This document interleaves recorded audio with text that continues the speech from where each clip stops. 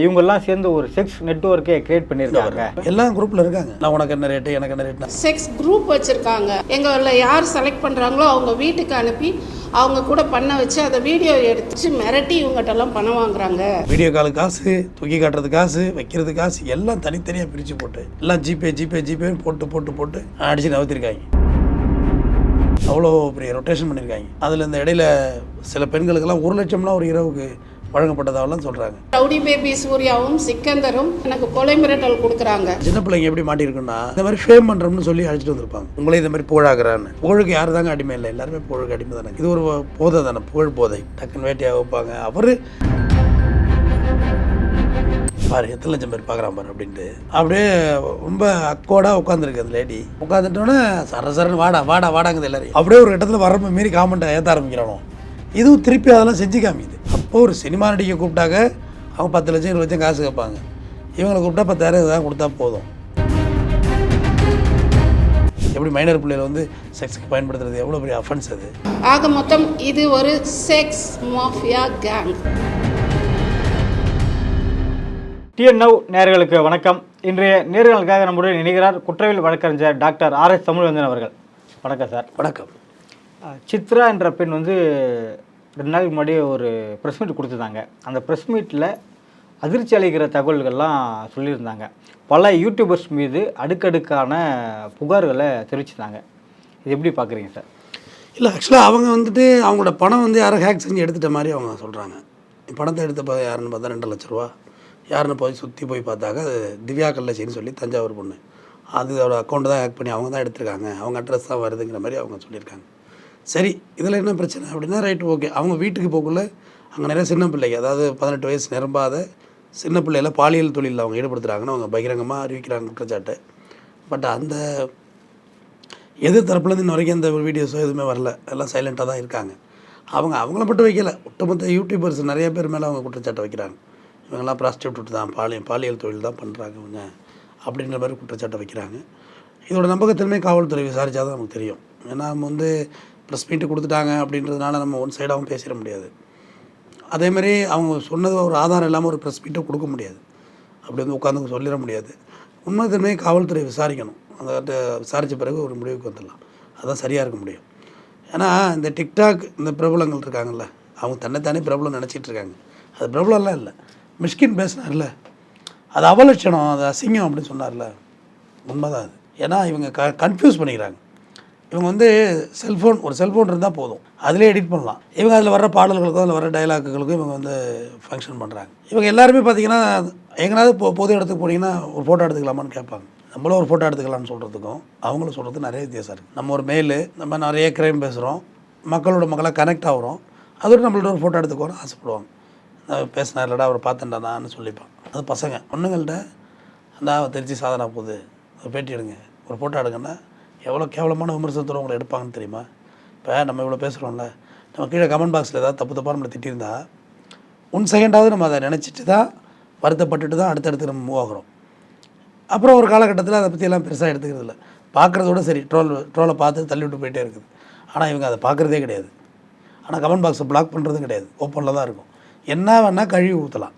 இவங்களுக்கு ஒரு எல்லையும் கிடையாது, ஒரு வரையறையும் கிடையாது. இப்போ நம்ம பேசுகிறோம், இதில் ஒரு வரையறை இருக்குது. ஓவராக பேசுனா அது யூடியூப் ரிப்போர்ட் ஆகிடும், சேனல் மூவ் ஆகாது. ஆனால் அவங்க அப்படி இல்லை, ஒரே செல்லில் 10 ஐடி வச்சுருக்காங்க. அவங்க தான் இதில்னா அதில் போட்டு போயிட்டுருக்காங்க. ஏங்க ஜிபி முத்து அஃபிஷியல்னு சொல்லியே 40-50 ஐடி இருக்குங்க. எதை பார்த்தாலும் லட்சக்கணக்கான ஃபாலோவர்ஸ், லட்சக்கணக்கான வியூவர்ஸ் தாங்க போய் கிடக்குது. ஒரு சாதாரண மனிதன் உடன்குடியில் பிறந்து, ஒரு எளிய குடும்பத்தில், ஒரு நடுத்தர குடும்பத்தில் பிறந்து இன்றைக்கி உலகம் அறியப்பட்டு நிறைய பணங்காசு சம்பாரித்து லைஃப்பில் செட்டிலாக இருக்காருன்னா அதுக்கு இந்த சோஷியல் மீடியா தான் காரணம். இல்லை, இதில் இந்த பெண் கூட என்ன சொல்லியிருக்காங்க அப்படின்னா, இவங்கெல்லாம் சேர்ந்து ஒரு செக்ஸ் நெட்வொர்க்கே கிரியேட் பண்ணியிருக்காங்க. இவங்க எல்லாமே வாட்ஸ்அப் குரூப் வச்சு அதுக்குள்ளே எல்லாருமே ஆண் சிறுவர்கள் ஆண்கள் தான். ஏலியன் டாட்டோ நாக்கு 2 திருச்சி அவனும் இருக்கா அதில். என்ன அவர் என்ன பண்ணுறாரு? இதில் எல்லாம் குரூப்பில் இருக்காங்க. நான் உனக்கு என்ன ரேட்டு, எனக்கு என்ன ரேட்டுன்னு அதெல்லாம் வெளியாக இருக்குது. பார்த்தீங்கன்னா இல்லையா, ஏகப்பட்ட பேர் இந்த குரூப்பில் இருக்காங்க. அதோட்டு தான் இவங்க போட்டு எல்லாருமே ரேண்டமாக அடிச்சிட்டாங்க. இல்லாட்டி இவங்களுக்கு இவ்வளோ ஆதாரங்கள் சோர்ஸ் இல்லை, பார்த்துட்டாங்க, தெரிஞ்சு போச்சு, போட்டு பொழந்துட்டாங்க எல்லாருமே.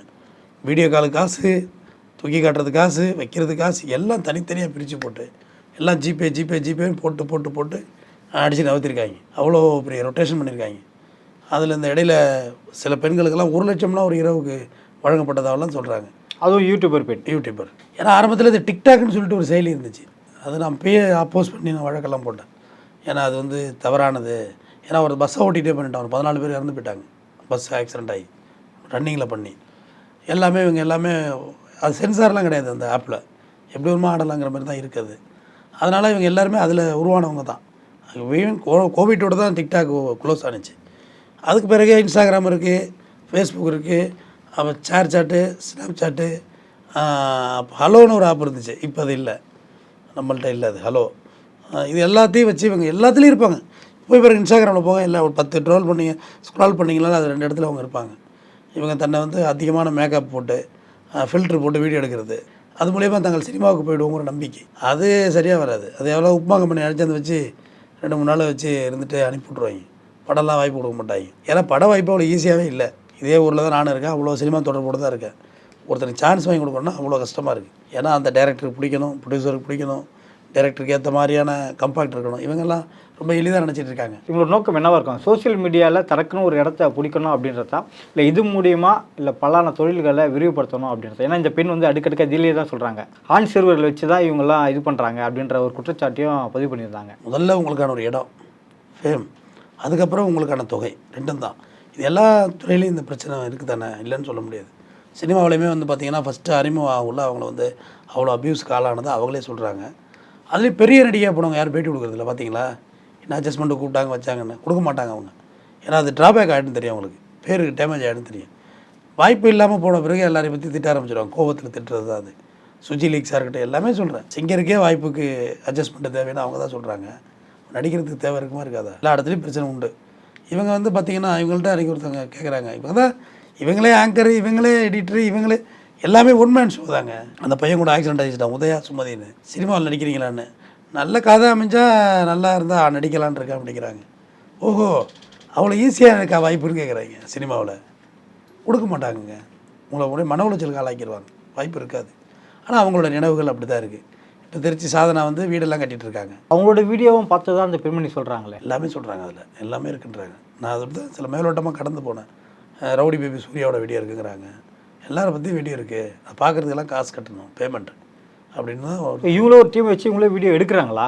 பகிரங்கமாக ஒரு யூடியூபர் பேட்டி கொடுத்துருக்காரு, பார்த்தேன். பைல்வான் ரங்கநாதன். டக்குன்னு வீடியோ காலில் ஒரு வாட்டி பார்த்துட்டு போகிறதுக்கு ஒரு 500 ஜிபே பண்ணு, 1000 ஜிபே பண்ணு, இப்படி தான் அந்த குரூப்பை இயக்கியிருக்காங்கன்னு சொல்கிறாங்க.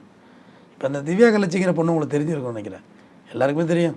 கார்த்தின்னு சுத்தம். சரி, நான் ஏதோ மென்டலி டிசேபிள்டு மாதிரி நினச்சேன். ஏன்னா ஒரே கண்டென்ட்டாக அதே தான் பேசும். இதுக்கு பார்த்தா அவ்வளோ வியூஸ் போகுது. மெட்ராஸ் வந்து கம்ப்ளைண்ட்லாம் கொடுத்து தெரியுமா கமிஷனர்? சொல்லுது உண்மை நிகழ்ச்சியில் கூட கலந்து. இந்த கோமாளிகள் வந்து லாக்கானாங்க தெரியுமா? குந்திங்கிற ஒரு லேடி மேலே கம்ப்ளைண்ட் கொடுத்துச்சு. நாகலாபுரம் தேனி கமிஷனர் ஆஃபீஸில் வந்து பத்திரிகையாளர் கேட்ட 4 கேள்வி தான். இது ஒரு மாதிரி ஆகிட்டு, இது நினச்சிட்டு இருக்கு போல தனக்கு தானே பேசிகிட்டு இருக்கலான்னு. அப்புறம் நாகலாபுரம் சுகந்தி, திவ்யா கள்ளச்சி எல்லாரையும் வச்சு ஷோ நடத்துகிறாங்க. அப்போ ஏதோ கிட்னாப்பிங்கெல்லாம் அதில் சொன்னிச்சு அந்த பொண்ணு, எனக்கு தெரியல. இவங்க சுகந்தியை பச்சையாக பேசுனுச்சு, எல்லாமே நடந்துச்சு. இது எல்லாமே அப்போயே காவல்துறை வந்து கடுமையாக நடவடிக்கை எடுத்து தான் இவ்வளோ பிரச்சனை வந்திருக்காது. இவளை கட்டுப்படுத்திருக்கணும், கொண்டு ரிமாண்ட் பண்ணியிருக்கணும். சூர்யாவை ரிமாண்ட் பண்ணிட்டாங்க தெரியுமா, ரவுடி பேப்பியை. ஜிபி முத்து ஒரு நாள் தூக்கிட்டு போயிட்டாங்க.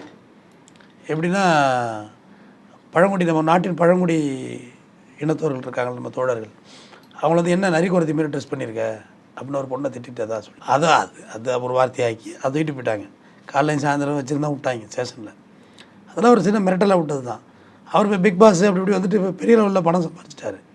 ஆனால் அதே தொடர்ந்து அவரால் சர்வே பண்ண முடியாது. சித்தரன்றவங்களும் சொல்லும்போது என்ன சொல்கிறாங்கன்னா, வாட்ஸ்அப்பில் தான் இந்த குழுவை இயங்கிட்டு இருக்கு அப்படின்ட்டு தான் சொல்கிறாங்க. ஏன் இது காவல்துறையால் இது கண்காணிக்க முடியாது சார்? கண்காணிக்கிற இவங்க ஒரு ஆளாகவே நினைக்கிறதில்ல, பொருட்டாகவே நினைக்கிறதில்ல காவல்துறை. இல்லை, இவங்களே வேணாம், விபச்சாரம் இல்லீகலாக நடக்கக்கூடிய விபச்சாரங்கள் போன்ற வாட்ஸ்அப் மூலியமாக கண்காட்சியில் ஈஸியாக கேட்ச் பண்ணலாம் இல்லையா? உண்மையில டவுட் இருந்தால் தான் பண்ண முடியும். டவுட் வராமல் பண்ணுறது தானே.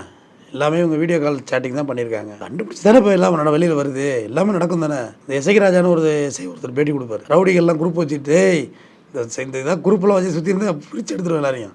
ஓடுறா எல்லாரும் குரூப்பை பிரிச்சுட்டு ஓடுவாங்க. இப்போ அந்த மாதிரி ஸ்டஃப்பாக ஒரு ஆஃபீஸர் வந்து செஞ்சால் தானே சரியாக வரும். இல்லை, ஒரு சின்ன ஒரு வீடியோ தான் இது வச்சாலும் அவங்கள சுற்றி ஒரு வட்டம் ஃபாலோ ஆனதுன்னு சொல்லிட்டு நினச்சிக்கிறாங்க இல்லையா? அதாவது அந்த சின்ன பிள்ளைங்க எப்படி மாட்டியிருக்குன்னா, இந்த மாதிரி ஃபேம் பண்ணுறோம்னு சொல்லி அழைச்சிட்டு வந்திருப்பாங்க. உங்களே இந்த மாதிரி புகழாகிறான்னு. புகழுக்கு யார் தாங்க அடிமை இல்லை, எல்லாருமே புகழுக்கு அடிமை தானே. இது ஒரு போதை தானே, புகழ் போதை. அதில் தான் இவங்கெல்லாம் மாட்டியிருப்பாங்க. இதோட அல்டிமேட்டு ப்ராஸ்டியூட் தவிர வேறு எதுவும் இல்லைங்க.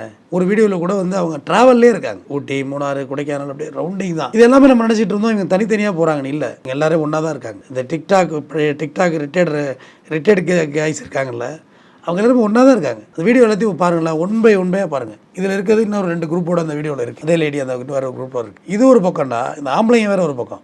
வணக்கம்டா மாப்பிள்ள தேனிலேருந்து அப்படின்னு அது ஒரு குரூப்பு. அப்புறம் சினிமா நடிகர் ஒருத்தர் மாதிரி நடிச்சு காட்டுறாரு ஒருத்தர், பார்த்தீங்களா? அது விக்ரம் மாதிரி அழுது இதெல்லாம் காட்டுறாப்புல. இல்லை, அவர் சொல்லலைன்னு சொல்லிட்டு டாக்டர் திவாகர் சொல்லிட்டாரு. அவர் சொல்ல சோசியல் மீடியா நடிக்கிறாங்க அப்படின்ட்டாங்க. மிஸ்கின் மன்னிப்பும் கேட்டுட்டார். அது வந்து டாக்டர் திவாகர். மிஸ்கின் அந்த அளவுக்கு பேசியிருக்க வேண்டியதில்லை. நம்மளே இப்போ தனி மனிதன் யாரையும் விமர்சனம் பண்ணல. இதெல்லாம் நல்லா இருக்குமான்னு கேட்குறேன். நாளைக்கு உங்களை சுற்றி இருக்கவங்களே உங்களை நிராகரிப்பாங்க. ஜிபி முத்து இப்போ காசு பணம் வந்துட்டு எல்லோரும் சேர்த்துக்குவாங்க. ஆரம்ப கட்டத்தில் அவரை ஒரு மேரேஜில் வந்து வேட்டியாக ஊற்றுதல் நான் பார்த்தேன். டக்குன்னு வேட்டியாக வைப்பாங்க. அவர் அந்த இடத்துக்கு வர்றதுக்கு தன்னைத்தானே எவ்வளோ அவமானப்படுத்திக்கிட்டார் தெரியுமா? லெட்டர் படிக்கிறேன்னு சொல்லி லெட்டராக போட்டு தள்ளி எவ்வளோ லெட்டர் வந்து சேர்ந்துச்சு அவருக்கு, போஸ்டல் டிபார்ட்மெண்ட்டுக்கு. அவர் கையில் தூக்கி அமைக்கிறதுன்னு இப்படி பரட்டி உருட்டி தான் மேலே வந்தார். அவர் கட்டர் முன்னு யூடியூப் சேனல்லாம் போய் எடுத்து அவரை கலாச்சி வீடியோ எடுத்தாங்க. அப்படியே வந்துச்சு. அவங்கவுங்க பார்க்கக்குள்ள ஃபோட்டோ எடுத்தாங்க. நண்பர்களே, இப்போ பார்த்தீங்கன்னா நம்ம அறிவு வந்திருக்காப்புல, அவரோட ஃபோட்டோ எடுத்துக்கிற ரொம்ப சந்தோஷமாக இருக்குது அப்படின்னு பார்ப்பல. இதுதான் அவருடைய உச்சரிச்ச பேச்சு. பார்த்துருக்கீங்க தானே நண்பர்களே? அந்த வாய்ஸு அது அவங்க உடன்குடியில் ஒரு சுற்று வட்டாரத்தில் உள்ள மொழி, அந்த பாஷை, ஒரு பாஷை ஒரு மாடி இருக்கும் இல்லையா? அதில் அவர் இந்த தென்மாட்டு தமிழை பேசுனது நமக்கு ரொம்ப பிடிச்சிது. மலையாளம் பேசுகிற பெண்கள் ரொம்ப நல்லாயிருக்கும், மலையாளம் ஆண்கள் பேசுகிற பெண்கள் பேசுகிறது நல்லாயிருக்கும். இவர் பேசுனது கொஞ்சம் நல்லா இருந்தது. அதனால் எல்லோரும் ரசித்தாங்க அவரை. கமெண்ட் பாக்ஸெல்லாம் திறக்க முடியாது, கமெண்ட் பாக்ஸை பார்க்க முடியாது. பட் இவங்க யாருமே கமெண்ட் பாக்ஸை பிளாக் பண்ணுறதில்ல. அந்த விமர்சனம் தான் அவங்களோட வளர்ச்சியாக போகுது. திருச்சி சாதனா செல்ல ஆன் பண்ணுது பாரு, எத்தனை லட்சம் பேர் பார்க்குறான் பாரு அப்படின்ட்டு. அப்படியே ரொம்ப அக்கோடாக உட்காந்துருக்கு அந்த லேடி. உட்காந்துட்டோன்னே சரன்னு வாடாங்குது எல்லாரையும். ஒருத்தனா உள்ளே வர்றான், வா ரைட்டு தேங்க்ஸு வணக்கம் இப்படியா போட்டுட்டு வரானுங்க. அப்படியே ஒரு இடத்துல வரம்பு மீறி காமெண்ட்டை ஏற்ற ஆரம்பிக்கிறானோ. இதுவும் திருப்பி அதெல்லாம் செஞ்சு காமிக்குது. அவனை என்னென்ன சொல்கிறானுங்களோ. அப்போ இது ப்ரமோஷன் இல்லாமல் எப்படி? நீங்கள் இன்னசென்ட்டாகலாம் செய்யலை. இந்த டிக்டாக் இவங்கெல்லாம் வந்து இன்னசென்ட்னு சொல்லாதீங்க, நல்லாவே தெரியுது. ப்ரெஸ் மீட் கொடுத்தாங்க இல்லை சித்ரா, அது வந்து ஒரு தொழில் போட்டினால் கொடுத்த காழ்ப்புணர்ச்சி அப்படின்னு நினைக்கிறீங்களா, இல்லை ஒரு ப்ரொமோஷனுக்காக நினைக்கிறீங்களா? அது அவங்க கம்ப்ளைண்ட்டு தீர்த்துக்கிட்டோம், போலீஸ் விஷயம் தீர்த்துக்கிட்டோம், அதுதான் சரியும் கூட. காவல்துறையில் கம்ப்ளைண்ட் கொடுத்து யார் பக்கம் நியாயம் இருக்கோ அது போலீஸ் விசாரணையில் முடிவு பண்ணிக்கணும். நம்மளும் அதை பற்றி புலனாய்வு பண்ண வேண்டியதில்லை. அவர் அந்த திவ்யா கலைச்சி தான் தப்பு செய்யலாம், கம்ப்ளைண்ட் கொடுக்கட்டும். போய்க்கு ப்ரெஸ் மீட் கொடுக்குறாங்கன்னு இவங்களும் கொடுக்கட்டும், வழக்கு போலீஸ் விசாரிக்கணுங்க தான் என்னோடய ஆசை. அப்போ இவங்க எல்லாருமே வந்து கண்காணிக்கப்படாமல் விடப்பட்டவங்களாக ஆகிட்டாங்க. இப்போ கூட போன வாரத்தில் ஒரு பையன் ஆக்சிடென்ட் ஆகி செத்துருக்கான் பாருங்கள். ஏன்னா அவங்க முஸ்லீம் படி அடக்கம் பண்ண போயிட்டாங்க, என்கிட்ட கொடுக்கல பாடியன்னு சொல்லி அது புலம்புது. இதெல்லாம் என்ன நம்பிக்கையில் போகிறாங்கன்னு தெரியல. அந்த உதயா சுமதி சொன்னேன் இல்லையா, அவங்களே அந்த உதயாங்கிற பையனை ஆக்சிடென்ட் ஆகி தான் செத்தான். அவங்க இப்போ சுமதின்னு அவங்க டிக்டாக் பண்ணிகிட்ருக்காங்க. இங்கே ஒருத்தவங்க சேலத்தில் பார்த்தீங்கன்னா பாடி பில்டிங்கில் கொண்டு ஃபஸ்ட் ப்ரைஸ் கொடுத்துட்டாங்கன்னு சொல்லி ஒரு அந்த பிரியங்கா மஸ்தானின்னு சொல்லி அதை போட்டு வச்சு படாத போட்டு படுத்திட்டாங்க. அப்போது ஒரு சினிமா நடிகை கூப்பிட்டாக்க அவங்க 10 லட்சம் 20 லட்சம் காசு கேட்பாங்க. இவங்களை கூப்பிட்டா 10,000 தான் கொடுத்தா போதும் ரிப்பன் வெட்டுறதுக்கு. அவ்வளோ பேர் ஃபோட்டோ எடுத்துக்கிறானு வந்து கூட்டமாக நின்று. அப்போ இவங்களும் தேவைப்படுகிறார்கள் இந்த சமுதாயத்துக்குன்னு தான் நான் சொல்கிறேன். பட் இவங்க ஒரு வரமுறையோடு செய்யணுங்கிறதா என்னோட வேண்டுதல். நீங்கள் எப்படி வருமா ஆடலாம், அது உங்கள் உடம்பு, நீங்கள் நல்லா ஆடுங்க. அது கோர்ட்டே சொல்லியிருக்கு, உங்கள் உடம்பு யாருக்கு விருப்பம் போகிறீங்கன்னா அவனுக்கு கொடுக்கலான்னு, தப்பு கிடையாது. ஆனால் அந்த செல்லை எல்லோரும் பார்க்குறாங்க. ஆரம்ப காலத்தில் பிட்டு படம்னு சொல்லுவாங்க தெரியுமா, ஜோதி தியேட்டர்லாம் ஃபேமஸ். அப்போ பார்த்திங்கன்னா அந்த படம் தெரிஞ்சு உள்ளே போகிறவங்க மட்டும்தான் அந்த படத்தை பார்த்தாங்க, மற்றவங்க போகிறதில்ல. அது 18+ இருந்தால் டிக்கெட் கொடுப்பாங்க, ரைட்டு. ஆனால் இங்கே அப்படி இல்லை. செல்ஃபோன் இன்னும் 18 வயசுக்கு மேலே உள்ளவங்களை பயன்படுத்துகிறாங்க. ஆஸ்திரேலியா கவர்மெண்ட் தான் சொல்லியிருக்கான் 16க்கு மேலே உள்ளவங்க தான் பயன்படுத்தணும் செல்ஃபோன். நல்ல ஜட்ஜ்மெண்ட், நல்ல ஒரு திறனாய்வு. அதுமாதிரி நம்ம வீடுகள்லேயும் சின்ன பிள்ளைங்க தான் வச்சுருக்காங்க. இவங்க திங்குன்னு ஆடுறதும், மது இருந்துற மாதிரி வீடியோக்களை வெளியிடுறதும் அதெல்லாம் தப்பு தானே, யார் செஞ்சாலும் சரி. அதெல்லாம் சரியான விஷயமா இருக்காதுல்ல. இந்த மாவட்ட காவல்துறை கண்காணிப்பாளர் கூட்டு முதல்ல வான் பண்ணட்டும். ஒரு சிலர் பார்த்திங்கன்னா ஷார்ட் டைமில் ஃபேமாக ஆகணும், இல்லை சீக்கிரமே பணமும் சம்பாதிக்கணும் அப்படின்ற ஒரு கருத்துக்காக சூஸ் பண்ணுற இப்போ இல்லீகல் பிஸ்னஸ் எப்படி பாருங்க சார்? எதனால் அவங்களோட ஐடியாலஜி இதிலேயே போகுது? அதாவது இதில் 2 விஷயம். புகழுக்கு புகழ், படத்துக்கு பணம்னு சொல்லுவாங்க, கரும்பு திங்க கூலியாம்பாங்கல்ல, அதுதான் இதில் உண்மை. இவங்களுக்கு புகழுக்கு புகழ் வந்துடுது. நிறைய பேர் இவங்க தெரிஞ்சவங்களாக இருக்காங்க, அதை வச்சு இவங்க காசும் பண்ணிடுறாங்க. இல்லாட்டி இந்த வாட்ஸ்அப் குரூப் மேட்டர்லாம் வந்து இவ்வளோ ஈஸியாக பண்ணியிருக்க முடியுமா? புதுசாக ஒருத்தன் குரூப்பில் சேருவானா முதல்ல சேர மாட்டாங்க, பயப்படுவாங்க போலீஸ் யாராவது உள்ளே இருப்பாங்கன்னு. இந்த டிக்டாக் பண்ணுறவங்களாம் நல்லா தெரியுதுல்ல, இவங்களுக்கு பெரிய லெவலெல்லாம் கான்டாக்ட்லாம் கிடையாது, நெறியாளர் இவங்களுக்குள்ளே சுற்றிட்டு இருக்காங்க அவ்வளோதான். அடுத்த கட்ட ரேஞ்சிலலாம் கான்டாக்ட் கிடையாது. சின்னதாக ஒரு கேஸில் போலீஸ் தூக்குனாலே இவங்களுக்கு என்ன செய்யணும்னு தெரியாது. காரணம் இவங்களோட தொடர்புகள் அவ்வளோதான். இவங்க 4 பேர் வெளிப்படையாக சப்போர்ட்லாம் பண்ண மாட்டாங்க. உங்களுக்கு இப்போ உங்களை ஊரில் வந்து ஒரு பிரச்சனைனா ஊரே நிற்கும் உங்களுக்கு சப்போர்ட்டாக. எல்லா ஊர்லேயும் எல்லாருக்கும் அவங்க ஊரில் அதுதான். ஆனால் இவங்களுக்கு யாரெல்லாம் சப்போர்ட்லாம் பண்ண மாட்டாங்க. ஏன்னா இவங்களை ஒதுக்கி வச்ச மாதிரி தான் பார்ப்பாங்க. இல்லை, அவங்களுக்கு கம்ப்ளைண்ட்டே பண்ணாங்க. அந்த நிகழ்ச்சி முடிஞ்சதுக்கப்புறம் பார்த்தீங்கன்னா ஒரு சில மாதங்கள் பார்த்ததுக்கப்புறம் நிகழ்ச்சியை சொன்ன மாதிரி ஒரு சில சந்தேகத்துக்குரிய ஆண்கள் தொடர்ச்சியாக வந்து போகிறாங்க அந்த வீட்டுக்குள்ளே. அதை வாட்ச் பண்ணி தான் அந்த பொதுமக்களே கம்ப்ளைண்ட் தெரிவித்தாங்க அந்த லோக்கல் போலீஸ் ஸ்டேஷன். அவங்க மேலே கம்ப்ளைண்ட் கொடுத்தாங்க. ஸோ இவங்களை வந்து பெருசாக யாரும் ஏற்றுக்க மாட்டாங்க. இப்போ அந்த பையன் அன்றைக்கி ஆக்சிடெண்ட்டாக இருந்தானா அவ்வளோதான். அடுத்த நாளை பார்த்தா அவன் பெரிய மது அடிமைன்னு சொல்லி அவன் அந்த பொண்டாட்டியே பேசுது. இறந்து போயிட்டான், அப்புறம் ஏன் போயிட்டான் அவனை போய் பேசிட்டு. இவங்களோட மரியாதை மார்க்கு இவ்வளோதான் இருக்கும் சொசைட்டியில். இவங்க நினச்சிட்டு இருக்காங்க தங்களுக்கு நல்ல மரியாதை இருக்கணும். மரியாதைலாம் இருக்காது, உங்களை ஏற்றுக்க மாட்டாங்க. ஜிபி முதல்லாம் வந்து கல்யாண பத்திரிக்கையே வீட்டு கொடுக்காமலாம் ஒதுக்கியிருப்பாங்க. அதெல்லாம் ஒரு காலகட்டம் இருக்குங்க. ஏங்க நீங்கள் மர்டர் கேஸில் போயிட்டு வந்தாலே அப்படி தாங்க உங்கள் நிலமை. கொஞ்ச நாள் அவங்கள்ட்ட எல்லோரும் வர்றதுக்கு ஒரு 6 மாதம் கூட ஆகலாம், 1 வருஷம் கூட ஆகலாம், அதுக்கு சகஜமாக வர்றதுக்கு. ஸோ எல்லாருக்கும் எல்லாம் வந்து அவங்க நினைக்கிற மாதிரி ரீச் ஆகிடலாங்கிறதுலாம் தவறு. நாளைக்கு விருது கொடுத்துட போகிறாங்களா என்ன? ஒரு டீச்சர் போய் விருது வாங்கிட்டு வருது சென்ட்ரல் கவர்மெண்ட்டில் போய் சிறந்த ஆசிரியைன்னு. இவங்க சிறந்த டான்ஸர்னு கொடுக்க போகிறாங்களா விருதுன்னு கேட்குறேன். இல்லை, இந்த சம்பவம் அந்த பெண்மணி சொன்னது போல் உண்மையாக இருந்தால் என்ன மாதிரி நடவடிக்கை எடுக்க வாய்ப்பு இருக்குது? உண்மையாக இருந்தால் எல்லாம் ரிமாண்ட் பண்ணுறாங்க. ஏன்னா மைனர் பிள்ளைகள் வச்சு பாலியல் தொழில் பண்ணக்கூடாது, குண்டாசே போடலாம். அதில் ஒரு அட்டெம்ப்ட் மர்டரும் சொல்லப்படுது. இப்போ விசாரிக்கணும் காவல்துறை, இடத்த சைட்டு விசிட் பண்ணணும், உள்ளே போகணும், அதுக்கான ஏதுவான காவல் அந்த மருத்துவ இதெல்லாம் வச்சுருக்காங்களா அப்படிங்கிறத பார்த்தோம்னா தெரிஞ்சிடும். அது போலீஸ் போனால் தெரிஞ்சிடும். போயிட்டு வந்து விசாரித்து ரிமாண்ட் பண்ண வேண்டியது அவ்வளோதான். வேறு என்ன பண்ணுறது? அதுக்கு மேலே வச்சுட்டா இருக்க முடியும்? எப்படி மைனர் பிள்ளைகள் வந்து செக்ஸுக்கு பயன்படுத்துறது எவ்வளோ பெரிய அஃபென்ஸ் அது?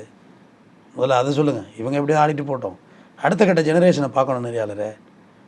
இப்போ ஒரு 20 வருஷம் 25 வருஷம் கழித்து நம்ம வீடியோ ஓடுன்னு வச்சேங்க, கண்டிப்பாக அதில் எதிர்கால சந்ததியினர் பரவாயில்ல அப்பயே இதெல்லாம் பேசியிருக்காங்க அப்படின்றது நம்ம வீடியோ கண்டிப்பாக இருக்கும்.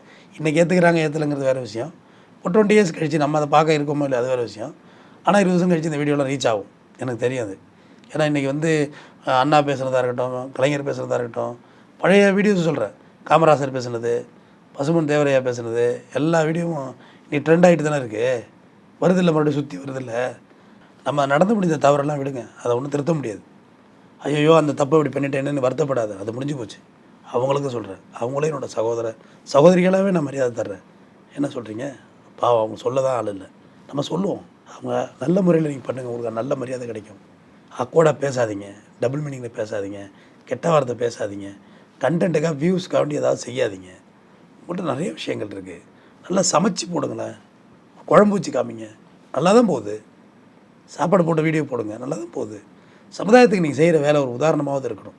அதுட்டு இவ்வளோ நாள் அந்த டிக்டாக் பிரபலங்கள் தவறுகள் இருந்தால் அதை அப்படியே எரேஸ் பண்ணுங்கள் வாழ்க்கையை விட்டு. இனி வர அடுத்த கட்ட நடவடிக்கையை நல்ல மாதிரியாக செய்யுங்க.